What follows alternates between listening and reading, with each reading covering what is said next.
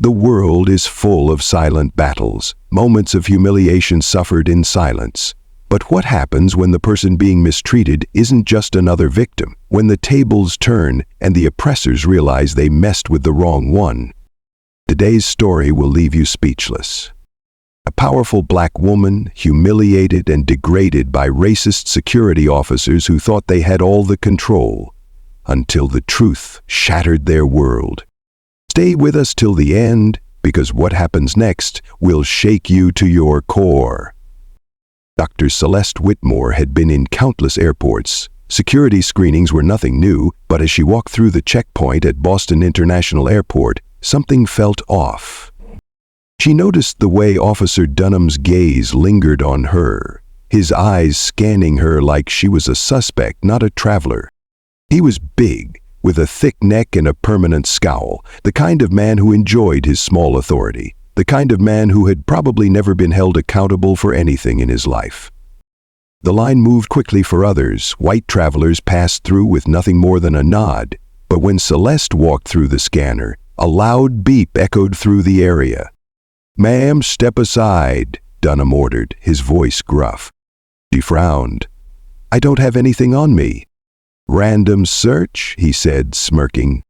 Celeste had seen enough injustice in her life to know that random was just another word for targeted. She remained silent, letting them search her carry-on. They dumped out her neatly packed belongings, rummaging through her documents, makeup, and even her prescription medication. "Step through again," another officer ordered. She complied. The scanner remained silent. Dunham exchanged a glance with another officer. "Private screening," he said. Celeste's fingers tightened around her handbag. "Excuse me? We need to take you for a more thorough search." She could feel eyes on her, other travelers pretending not to see, pretending it wasn't happening. But she saw it for exactly what it was. The small, windowless room smelled of cheap disinfectant.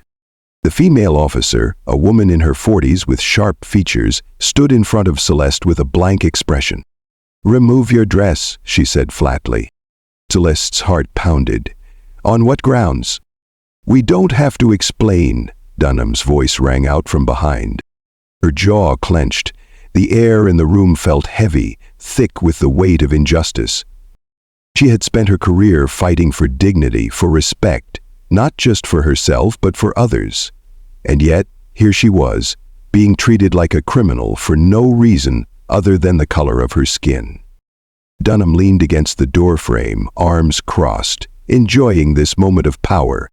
Celeste locked eyes with him. Then, in a voice laced with authority, she spoke. "You're making the biggest mistake of your life." Dunham scoffed. "Oh yeah? And why's that?" She reached into her blazer pocket, pulling out a small leather case. With deliberate slowness, she flipped it open. The room went silent. Inside was her official White House identification. Her name? Dr. Celeste Whitmore. Her title? Senior Advisor to the President of the United States. Dunning's face drained of color. The female officer took an uneasy step back. "You're lying," Dunham stammered. By the time Celeste stepped out of the security office, the airport was swarming with federal agents. Dunham and the other officers were being questioned, their faces pale, their arrogance stripped away. As Celeste walked through the terminal, she saw travelers watching in stunned silence. Some whispered, some took out their phones. She stopped and turned, letting her voice carry through the air. "For every person who has ever been degraded, humiliated, or mistreated because of their race, I see you, and today justice wins." The silence broke.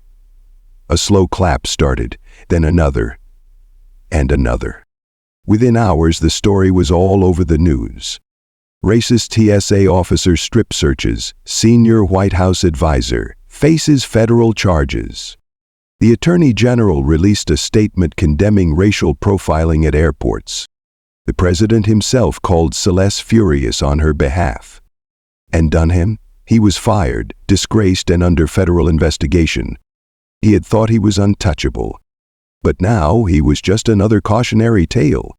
And that, dear viewers, is the power of truth. If this story shocked you, imagine how many times it happens to those who don't have the power to fight back. At A1 Storyteller, we will not let these stories go unheard. Like, comment, and subscribe for more powerful narratives that shake the world. Because justice will always find a way. Celeste took a step forward, her presence now commanding every inch of the room. Do I look like someone who needs to lie? The female officer swallowed hard.